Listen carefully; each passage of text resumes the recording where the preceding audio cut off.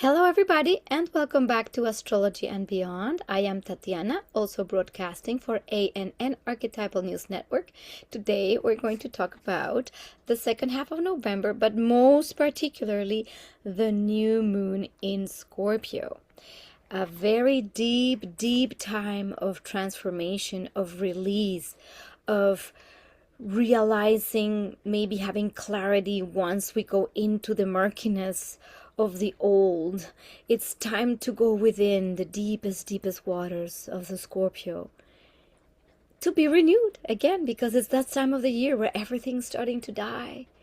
And with the leaves falling, at least in the northern hemisphere, and things composting and things brewing under the ground to be born again, that's the same process we're doing this time around. So this new moon is also a seed point. Like any new moon is the seed point of a new cycle, something that we might see blossoming in the next 6 months.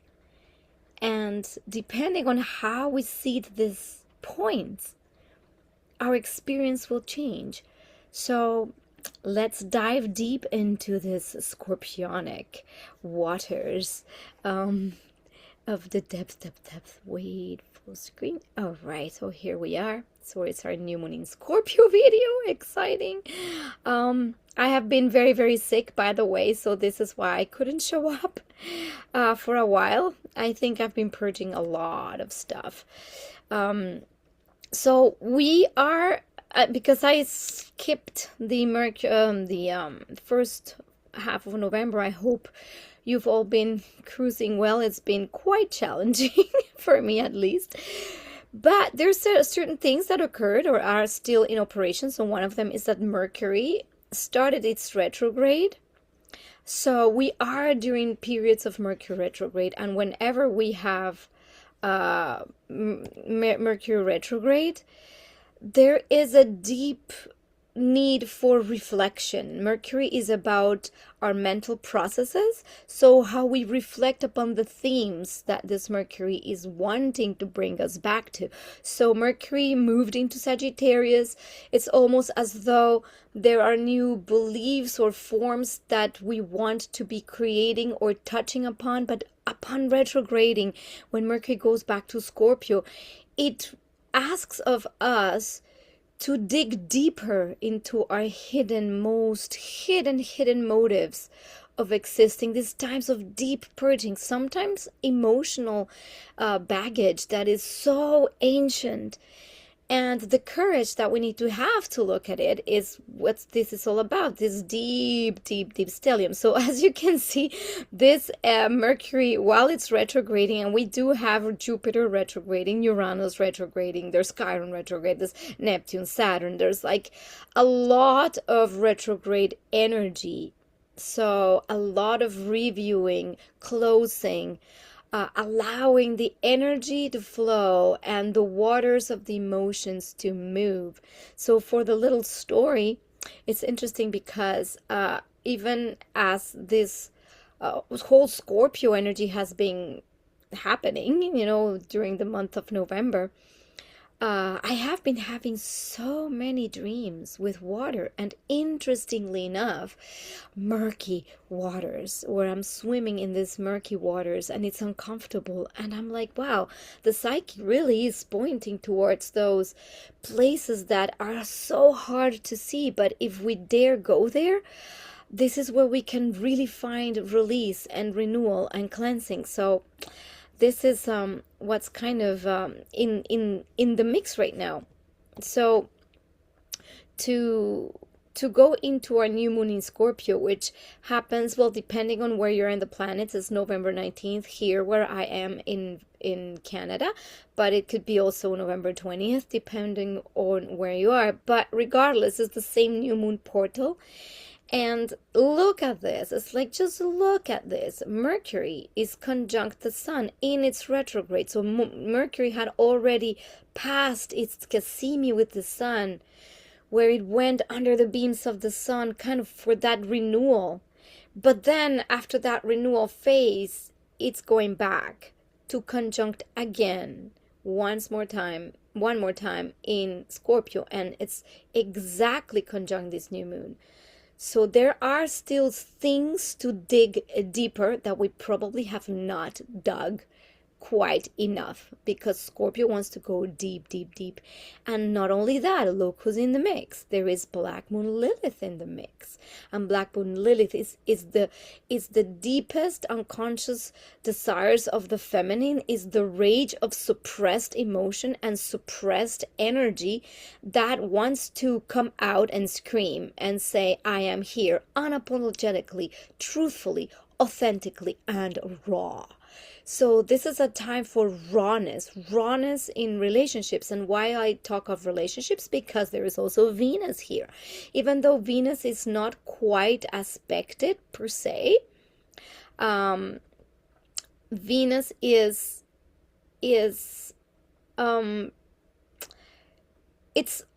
it's also exploring a very uncomfortable territory for its nature, because Venus is all about beauty, grace, harmony, and exploring the territory of depth and death and transformation. It's not easy. However, for those with Venus in Scorpio like myself, the fun is in that exploration. The fun is in seeing the depths of pain and despair and destruction, but not for the sake of torture, for the sake of renewal, for the sake of seeing why, when something needs to completely decay, how it evolves, how it transforms, how it brings up this new life that is forming in the compost. And I think this is why I personally love astrology. I love bringing my Venus in Scorpio just relishes in hearing the deep stories of grief and difficulty and pain, not to be, happy about it, but to have more compassion, to have more capacity to see the humanity in the darkest areas of our experience. And that includes themes that are very difficult, which is the true authenticity, is true connection. Again, for the little story, I've with my partner, I've had through this transit of Venus, and I'm having a Venus return, I've been experiencing a deep desire to go deeper in my relationship with my partner, for instance. And it has happened through very difficult situations we've had to encounter. And in that sense, I've been going back again and again to see where my relationships in the past were painful, where they created grief, where my patterns of relationship were unhealthy. And I kind of went back to trace back to all the fears of abandonment, the fears of rejection, and all of that has to do with relationships, in essence, not only with partners but also with friends, and how that has been coming up in dreams. It's kind of amazing, as Venus has been moving through Scorpio, how a lot of dream time has been revealing old patterns, bringing ex-boyfriends to the front, or friends that have passed. One of my very best friends from childhood, who passed a few years ago, showed up in a dream last night, and I could see her like alive and well, and I was actually pulling like, this is a very scorpionic dream. In my dream, I was naked pulling dead bodies of my friends, were playing dead, and I was rescuing them in a river. So this is like super archetypally the theme. So what this reveals to me in the psyche is that there's time to review and rescue. Like, it's not about rescuing the ones that can't save themselves. It's about rescuing parts of oneself. To me, this is about the parts that are hidden. Everything in our dreams represents a part or a hidden part. And it's rescuing parts of ourselves that were hidden, that were not really visible to us. And now as we see them naked, vulnerable, everybody was naked in this dream. I know this is too much information, but that to me represents the energy of this scorpionic thing, is when we can see things like really in the raw and have those conversations that are super uncomfortable and almost like bringing what could be shameful up to the surface with compassion and love, and then see that there's no shame. There's no shame in anything. There's no shame in the nakedness. There's no shame in the vulnerability. There is no shame in talking about death. There's no shame in addressing the difficult things. There's no shame in addressing the taboo topics like sex and dysfunction. And this is where a lot of things, if they go healthily, they float healthily up to the surface, they can be truly cleansed and released in order for a new chapter to truly begin, that is connected to more authenticity. And that's been a theme that's been kind of ongoing. But the issue with Scorpio is usually not through the easiest situations that these things get revealed. Now, other things. So this is exactly like the images of the murkiness. This is like, these flowers or these beautiful things is almost reminding us that diving into the depths is not that scary. And yes, we're going to probably find these skeletons.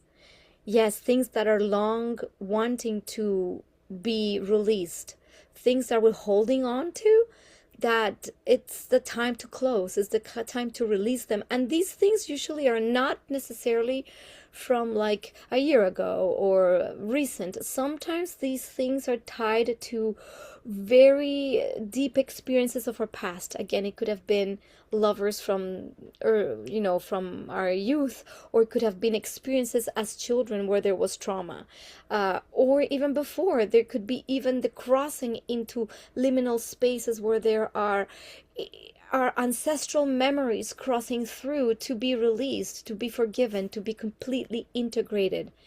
And then what happens is this emotional release is that there is definitely a light pulling us up from that depth. So it's not to be drowned in it. That is the great gift of this time, and especially the way the new moon is configured with a beautiful water trine, is that the release of emotions and the release of water, literally the tears, is what cleanses and elevates. So yes, there will be a deep emotional and psychological renewal, and allow this to also happen in dreams. Sometimes we don't even need to understand or go and psychoanalyze, not necessarily. Sometimes it's just allowing the energy to move and the crying to happen and the forgiveness to arrive.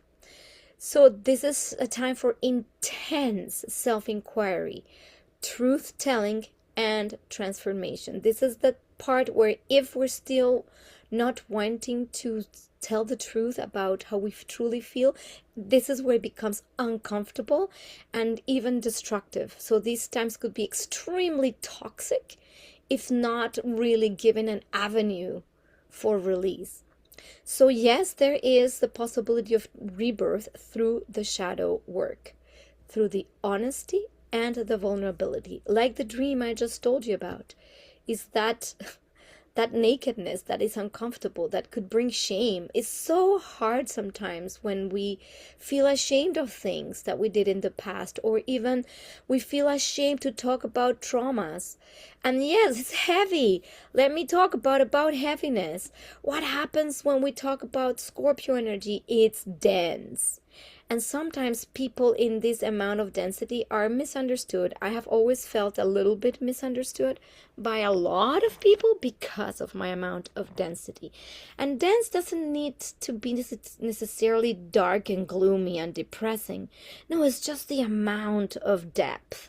When we talk about processes, how we process information, the things that hurt, why they hurt, how to move past that, like the whole psychotherapy thing, and deep breath work to feel the intensity of the energy moving through the body and cleansing, and then the release with crying and intense emotions. You see with how much passion I speak? That's the intensity I talk about. This intensity is not necessarily everybody's cup of tea. However, at this time, people with this amount of intensity are the ones holding the most amount of transformation. And when you put a rubber band and you stretch it all the way back here where is in a lot of tension, it's really difficult. Guess what? When you release that rubber band,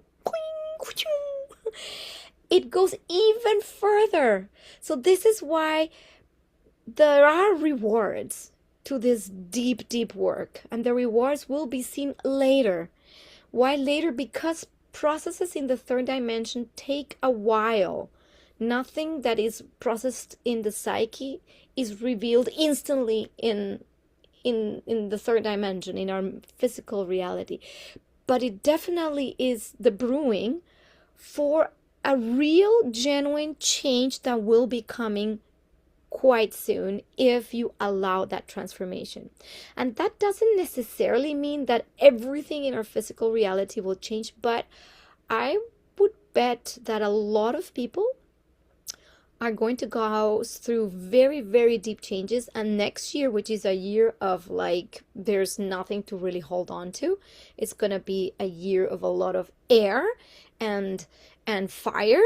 So it's going to be more about the excitement about beginning things and not attaching to anything, because right now we're going through so much water, which is the cleansing process. So next year something completely new and different may appear. If we're still hanging on to those skeletons, then what can happen is that we're gonna bring these skeletons with us to a new cycle, and that's not allowing the fuel or the rocket to take off. Like, we really need to do this purging. So now the other aspects. Now the beautiful thing about this is like this water trine that I'm signaling here with my very awkward circles. But there's Saturn and Neptune in Pisces, which we've talked about, are retrograding to finally give us the last call on all kinds of illusions, delusions, fake paradise ideas and ideals that we had of spirituality, all the bubbles that are bursting about what reality is and what is real and what is not. Ooh, my backdrop just fell. You know, my real backdrop this time around isn't, well, guess what? I'm just gonna keep it. I'm just gonna keep the fairies then here. There they are. That's my fairies. Okay. since my astral blanket fell and I don't have my my virtual background, this is very symbolic. This is extremely symbolic of when we burst a bubble. That is exactly it. It's the bursting of a bubble. It's the bursting of what we thought ideals were gonna take us to. You know, it's the Neptunian dreams that once had a form but are dissolving and are releasing and have no longer alive anymore, and the energy starts dwindling. And that can show up, of course, for you, it shows up in the Pisces area of your chart.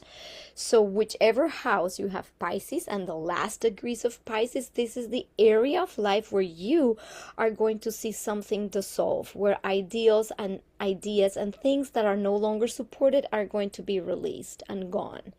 And we do take what is valuable from those experiences.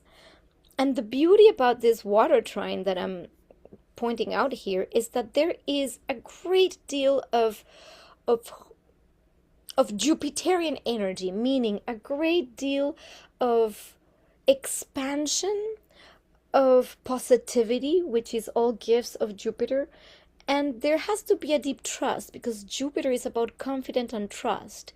And we've seen that in Cancer, it has to do with trusting our own sense of self and home. When we trust and have confidence in our own roots and how we root ourselves into our own sense of safety, what happens is we do find by resonance the people and the places that are going to really be supportive of a new phase, where the things that we could have never dreamed of can start actually happening for real, like for real, like they will, because there is a true alignment. And this is why this trine, if you have been feeling that there is misalignment with any situation, this trine will kind of push that last little push in a beautiful way, in a almost like in a gentle kind way. It's the last little push that says, go, jump before we have to push hard.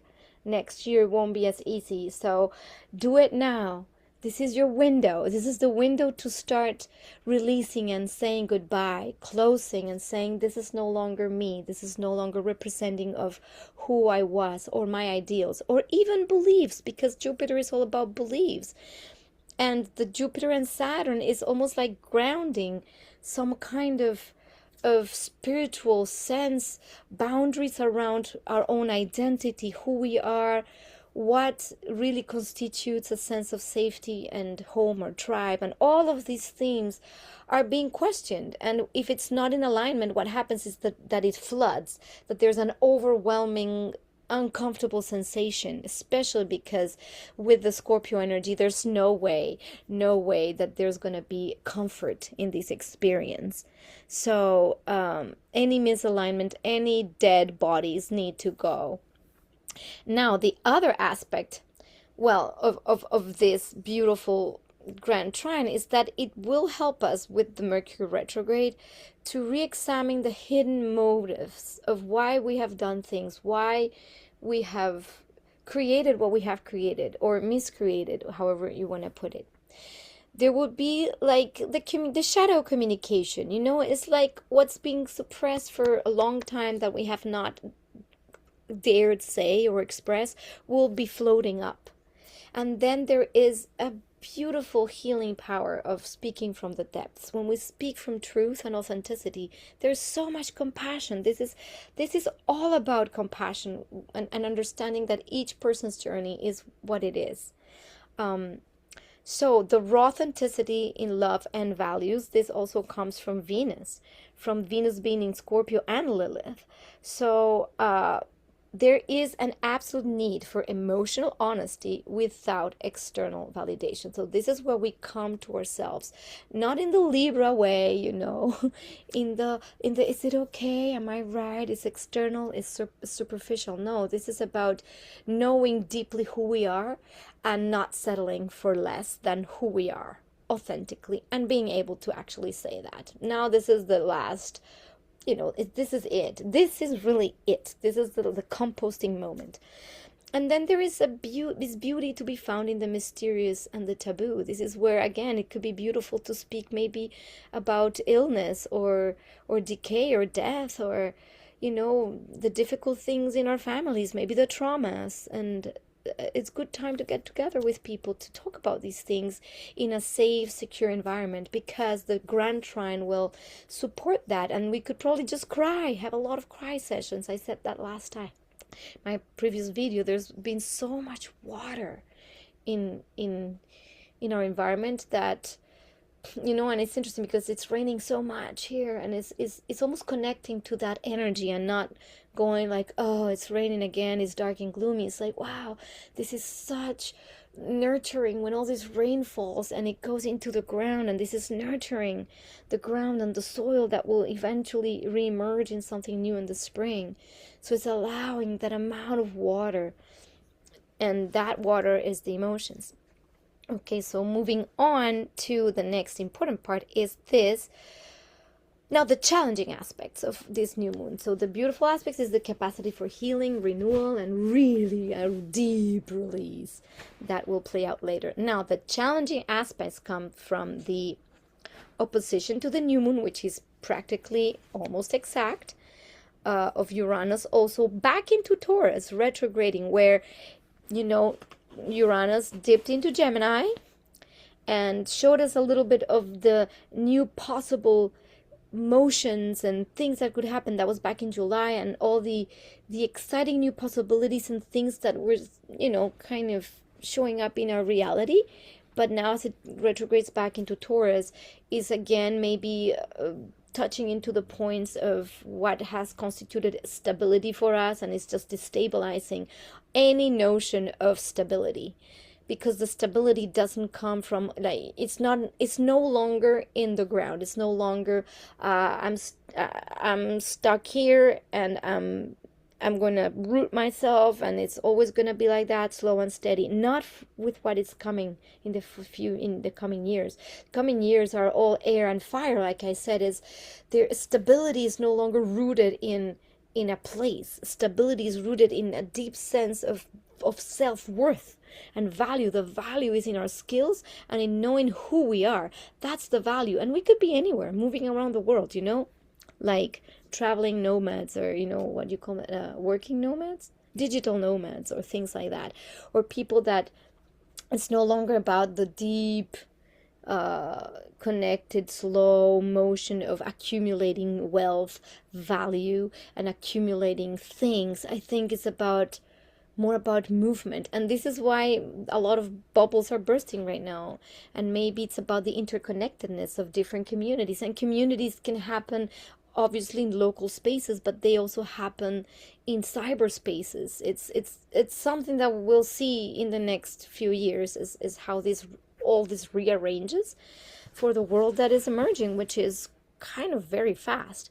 So now what happens with this Uranus is that there might be sudden revelations or emotional shocks or awakening. So in the best scenario, there are realizations that, again, some bubbles are bursting, some beliefs are bursting, things that we thought would be there forever are just going.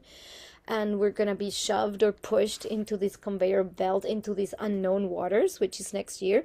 And we can have two attitudes towards that. Either happy that we're going to be in this conveyor belt, jumping into something new, exciting, unknown, and different, and have no clue what's going to happen, and trust. Or go backwards in this conveyor belt and suffer a lot, because it's just delaying the jump. And for a lot of us, it's going to be like shocking if we don't allow it to be something that is more enlivening or awakening. Because the good thing, the revelation can come from really realizing that some bubbles are bursting, some things that we thought would be there forever are no longer, and having that capacity to detach. Let's not forget that Uranus is a planet that severs. So the detachment doesn't happen like in the composting way of Pluto. Uranus says, okay, go, conveyor belt into the next water. And there's no way you can go back up into that plank, It's like, now you're down there, now you're swimming in this new water, and you have already jumped, and you're just waiting. And what is exciting, again, if you're a person who's very attached to material things, people, places, and ideas and stuff like that, these transits can be very difficult, because they can come in with shocks, with a news that is unexpected, or something that you just didn't see coming at all, and then that catapults a whole lot of shifts and changes, and suddenly you're like, and so this can be that. But this disruption and of the comfort zone, of the status quo, it's a push. That conveyor belt jump is a push towards a further liberation. And we have to trust this. And this is where we gotta be okay with not being too pushy, and not being like, why are things so stuck, not moving? And then if they move, be scared of it. It's almost as though we don't want to, but we want to. But no, like, just hang on. The process is just unfolding, and it will have its moments of push and revelation and liberation.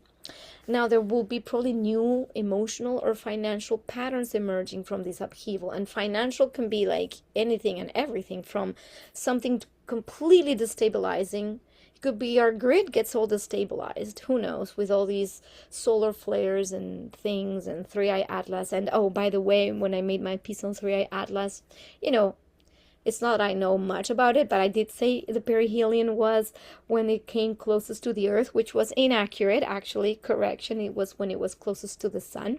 Because when it's going to be closest to the Earth is not It's actually later. So again, these objects, these cosmic objects that nobody knows what they really are. I mean, there's so much speculation about everything and anything.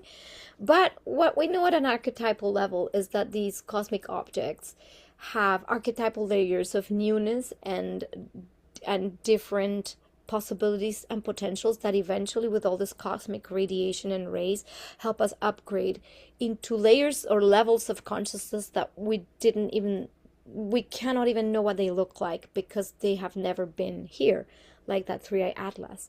And yes, it could be people from outer space, it could be just some kind of weird comet, or it could be, to me, the symbolism is like the dragon, but that's an archetypal symbol. It's not like a real, like, flying dragon. It's like the archetypal dragons, like the way I see them in my psyche, which bring a lot of higher consciousness, but that's in my own way of seeing the dragon energy, how it is linked to a very, very high consciousness of a lot of power, and this freedom and liberation from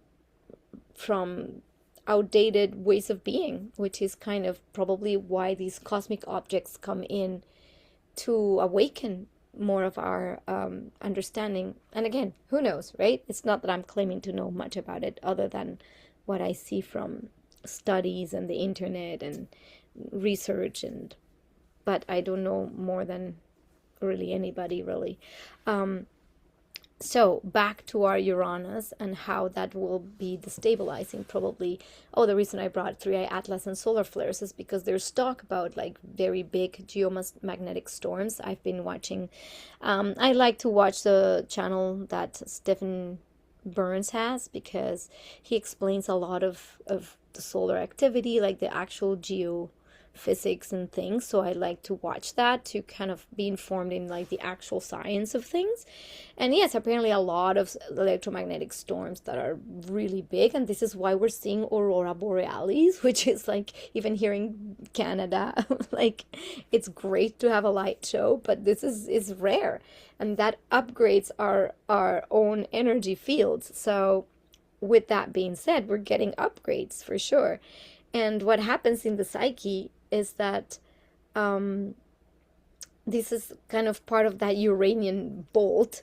It's like the cosmic energies, and that could be represented by the lightning bolt or by the solar flares. All of this is representation of the Uranian energy, like dropping information and light codes into our essence and our energy fields.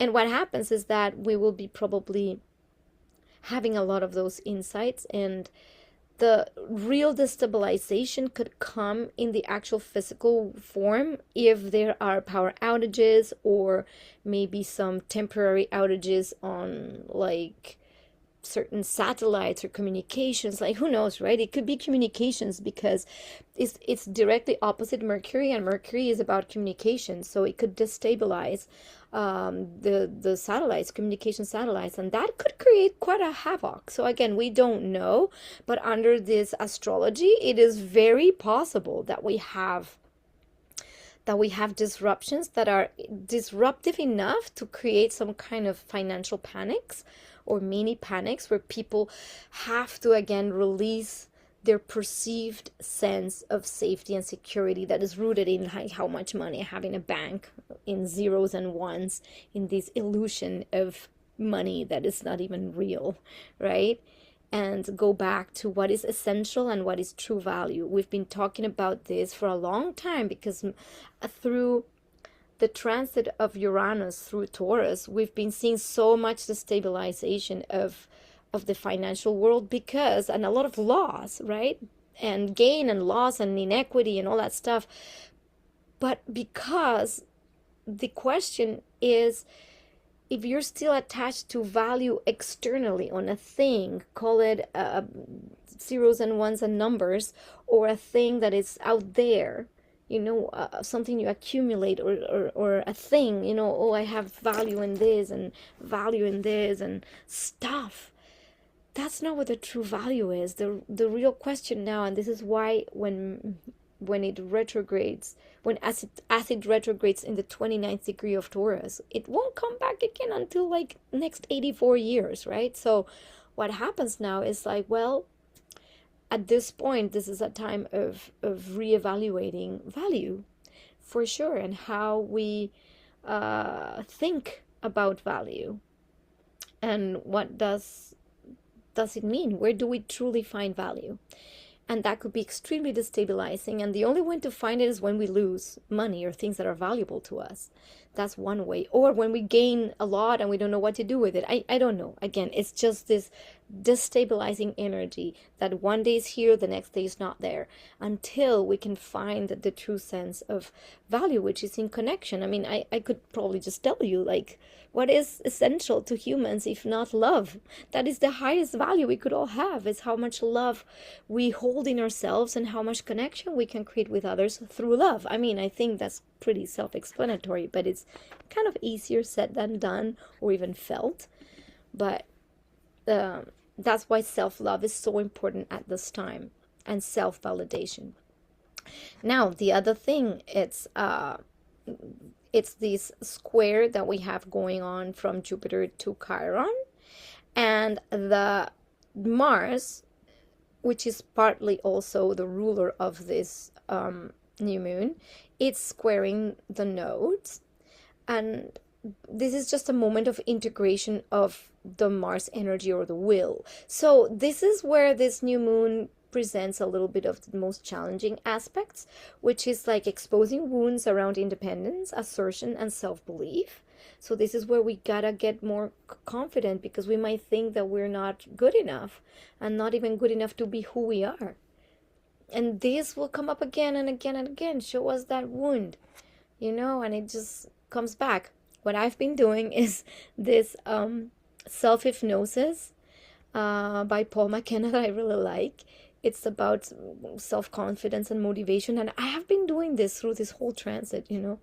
I've been doing a lot of that self-hypnosis, just to believe in my capacities and myself, because the issue with this is we can feel so debilitated and really not have any confidence, that it can be debilitating and even paralyzing. So the idea is to slowly reconnect to our capacity to know that we have something valuable to offer, no matter who you are and what you do. There's something precious inside of you, and that is the portion that we need to really find, that golden nugget. So this is also about growth through acknowledging vulnerability in leadership and identity, which is exactly, it's like, how do I lead? I cannot lead from a fake ideal. If I don't believe in something and I push it, it's like being a snake oil salesman, it's not like, that's not going to work. This is about knowing who we are, and then from there leading. This is authentic leadership. It's like, I love this and I want to share it. That's how we lead. We lead by the example of what we truly love and how we're connected to it. And this will be coming. This comes when we trust that we all have something special within. So there's an urgent drive to align action with the soul purpose. And this is where Mars is kind of in this tension with the nodes. The soul, which is kind of seen in this North Node in Pisces, is wanting us to align with something greater, bigger, much more vast, and that there is a real purpose in our soul. But how do we align action when sometimes our beliefs can be very rigid? The thing is, like, Mars in Sagittarius is ready to go. It's like, where's the adventure? Let's go now. But if the alignment is not quite there, meaning we don't really have our roadmap very clear, this is not going to work. Especially if we're still doing things out of obligation, or out of outdated patterns, beliefs, and even outdated mandates from, the authorities at B. So there could be a conflict between impulsive reactions versus guided movement. Again, because Mars just wants to go. Go do it now. I know who I am. Let's go. But this might not really be truly guided. It might be some ego or egoic impulse. So this is a time to learn to act with wisdom, not reactivity. So this is not, I would say, during these retrogrades, because we still have a bunch of retrograde energy, this is not a time to move impulsively. This is the time to really reflect, redo, so we can integrate then more clearly when the time comes, when a lot of these retrogrades will be moving forward next year. Now there's going to be clarity and a clear purpose. Now, this is also part of this new moon is also tainted with obviously the whole Piscean realm with Saturn. Here, where there is heightened intuition and dreams and spiritual receptivity. This is the dissolving of the ego boundaries for compassion and forgiveness. And this is why that grand trine in water is really allowing us to go beyond what we are capable of seeing, like the reality. Neptune does open up the dream state, the dream spaces where we can dream ideals, but these are like new ideals. This is why we pop some fake ideals to bring new ones that are more soul aligned for the collective. And then there is this great capacity for compassion. So there is an emotional abundance and healing through family, roots, and nurturing. So this is where going back to our families. And this is times, Thanksgiving is going to be around that time, and when we go to Thanksgiving, at least in the Northern Hemisphere or in the United States, we had it already in Canada. It's usually this, like, in a lot of cases, it's like this fake veneer of we do this, we give thanks, whatever, we get together, but there's a lot of dysfunction. I think this year, this amount of Scorpio energy that has so much potential for healing is when people really come together in deep gratitude for whatever, with forgiveness. And there is forgiveness. I keep getting the word forgiveness. Forgiveness is key. Forgiveness is key. So if we had rifts with our family, with friends, this is the time to not be in your ego and the pride, the pride that says, I'm not ever forgiving that person. They did that to me. This is a time where we can probably see that we're all freaking human and nobody's perfect. And we all have a lot of stuff and shit and darkness, and no one is above anybody, really. So this is also a time for expansive support, for transformation when vulnerability is embraced.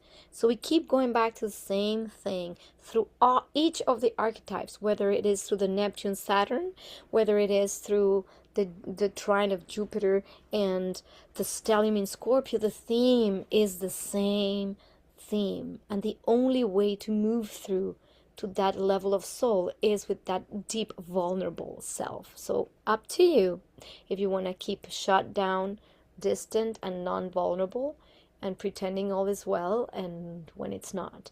So now, moving on a little bit, I'm just going to give a quick overview of what goes after this new moon. Is that we will have the entry of the sun into Sagittarius and the black moon Lilith in Sagittarius, and then Mars. So we're going to have more of the Sagittarius energy. And this, if this new moon is processed properly, there might be this beginning to happen, which is almost like the sun is rising and there's this clarity of, oh wow, there's actually a road now. It's no longer these murky waters. There's a possibility of an expansion. So there could be a transition from emotional purification to vision and expansion. It's the alchemy of darkness now that seeks meaning, purpose, and direction. So now we can see, okay, I see why I had to purge all this. And now this is the time to speak, act, and live from a renewed clarity and inner truth. So you see, it all plays out really nicely. Each cycle is perfect as is, but we do need to go through each cycle consciously. And this is why we have these videos. So if you're stuck in your like pride or something like that and not wanting to look into what's important, well, that's up to you. That cycle then probably won't bring this clarity. But if you do, then the clarity comes and emerges. And this is most particular for people that have planets and placements at the end degrees of the fixed signs. So that's Scorpio, Taurus, Aquarius and Leo. So if you have any placements, planets, or angles at the last degrees of the fixed signs, you will probably feel this intensity more than anybody, and that could bring enormous renewal. Now towards the end of the month, and this is like our closing thing, there could be many more things to talk about, but there's the important Saturn finally moving direct for the final time. So it moves direct back. It's still into Pisces, and now it's going to close its passage through Pisces for once and for all. So in July of last year, it touched into Aries with Neptune that picked their head into Aries, and the new possibilities and the new roads, and also again this amount of fire. I don't necessarily do a lot of mundane astrology, but things can be also heating up in certain areas, but we'll talk about that later when Saturn and Neptune conjunct in Aries next year.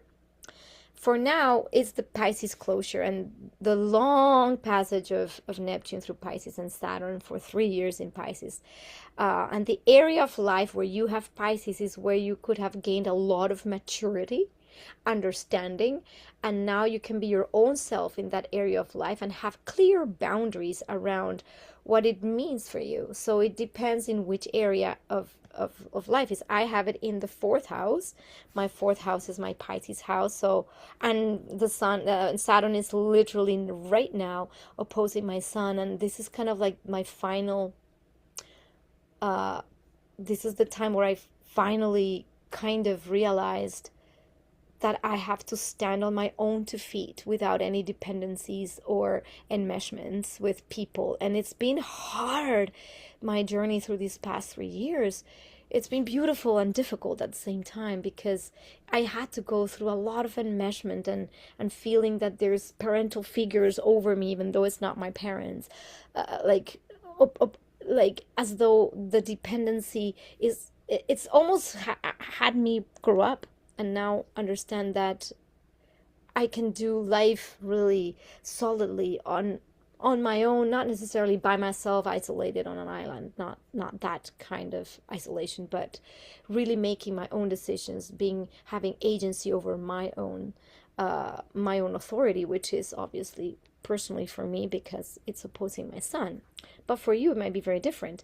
But the 4th house is all about roots and family. So again, I'm just giving you my example to show how interesting it is. It's even, I've been even contemplating like not living in my tiny home anymore. It's too tiny. It feels too compressed now for my essence that wants bigger things, even though back then it sounded like the best idea. 3 years ago, exactly 3 years ago, when Saturn moved into Pisces. So these are just examples that I give you from my own life experience, so you can see how things like that play out in reality. So the last thing, or the last piece about this before I go to work, is that these are the last things that Saturn is kind of closing. So shift from inner review to outer manifestation. This is now when finally, after the long period of review since July, we're going to go, okay, now how can we start moving forward with the newfound understandings, or that new sense of maturity and authority and responsibility. So bringing structures to dreams and form to faith. So this is the time where we can finally say, okay, I'm clear in what I want to bring in the world and be. And now Saturn moving direct makes it possible, because now we can actually ground that. Grounding spirituality, compassion, and creativity in practical action. So yes, this is where we can actually start doing things in the world and bringing our gifts.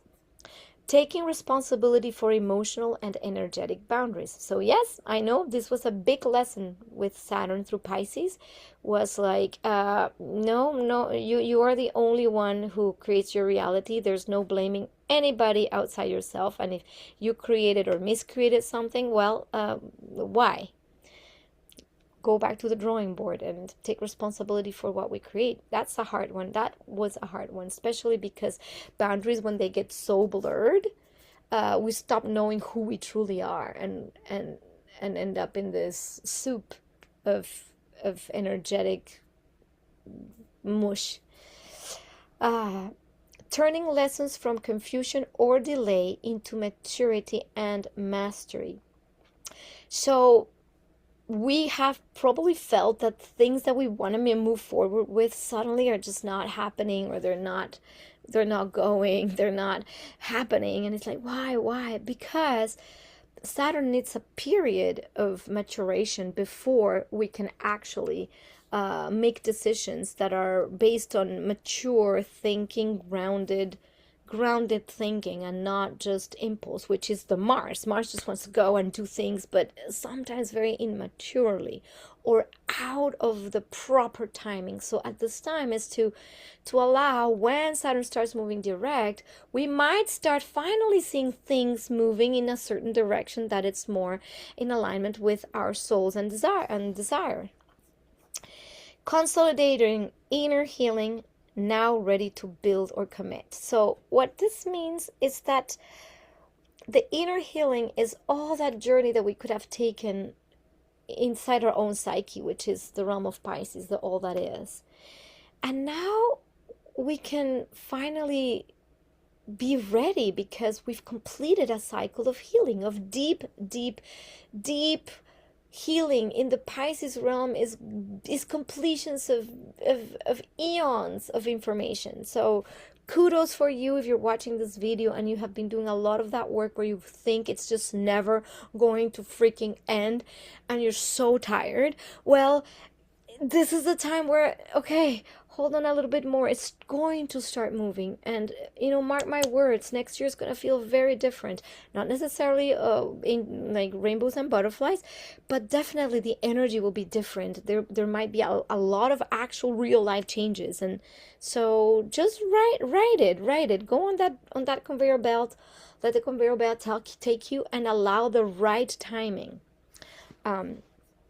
So this is the time that we're no longer going from escapism or escape to engagement. So the discipline meets divine flow. This is no longer the escapist behavior where we think that, oh, I'm not going to look at it. It's not there. I'm not going to look at it. Oh yeah, it's beautiful here. Rainbows, butterflies. Oh yeah. Oh, I'm so high. And it's all out there. And in the meantime, your world is falling apart, and your sink is full of mold, and I don't know, your dishes are not done. Like, no, that's not how it happens. This is from finally where we realize that everything that we affect in reality has to come from somewhere in here and in here. So might as well get that for once and for all as a thing. It's a thing. And this is the ideal time to finalize long-term spiritual, artistic, or community projects that are no longer in alignment with the new beliefs and sense of self. So if there's something that you needed to complete, a project, maybe some endeavors with groups of people, and this is, or even a project that you had left for a long time, some artistic project that you've been working on for a while, but it's just, you just gotta finish it and publish it and let it go and move on to the next thing, because it's just weighing. So this is where anything along those lines need to be completed, because there are new things coming, and with new things come new ways of seeing the world, things that we didn't even think could be even possible. We might even be changing our belief system and completely embracing new things, which I encourage. Let's encourage openness and not like dogma. We've had so much of that. And it's true, through indoctrination, through religion, and through all of that, there's a lot of hard wiring. And now I think with what's coming next year, we might have, the next few years, we might have our minds blown open into what is possible that we didn't even think possible. So at this time, it's better to kind of go with that flow, allow each thing to emerge you and renew you, so we have the capacity to be really truly reborn. So this is the golden nugget of this new moon into the new self that will be emerging. So brace yourself for change. Like, don't build a house on a bridge. It's the time to be excited about all the changes. Better be excited about changes than be stressed out that things are falling apart and you don't know what to do. Like, trust. There's only one thing to do, is trust, and take slow, steady action, not impulsive action. Remember, slow, steady action at this time is much better than impulsing, rash action that's out of fear. And beware, because there might be a lot of fear, coming, because the world news, because all of that, because whatever. Remember, there's nothing. Your security and your safety lives deeply in you, lives deeply, deeply here, lives deeply in that connection. And when we get out of our connection, we have tools. Remember, we have tools. We breathe, we come back. We stop and look around, we come back. And believe me, this happens to me all the time. I get pulled out of my center quite a bit, and I have tools. And that's what we need to anchor ourselves in, our tools, not some savior, because that outer savior is not coming. Sorry to tell you that. So anyway, with this, I'm closing, and I hope you love this video. And if it helps you and anybody that could be going through a time where they're questioning things, please feel free to share, like, subscribe, tap the bell, all of that things, those things that help people find my videos. And I also offer readings, so if you're having oh, by the way, because it's November and it's the end of November, I'm gonna have like a first Friday kind of end of November sale, so stay tuned. I think it's I haven't just yet put it up, but it's gonna be something around like 50% off, like everything I offer in readings. So whoever books between now and the end of November, you can book it at a discounted rate. Just hit me up. All the information is in the description box below. So yeah, get a reading if you are in transition, and especially where's your Pisces house and you want to understand these things. Or even if you've never had a birth chart reading and you're curious, well, this is a great time. I also do relationship readings and vocation readings, so what you're good for in in this life. Any random questions, transits, like what's happening right now for you in this moment. And I just offer guidance in general, and however I can support you, I'm here for you, and I love you, and see you next month.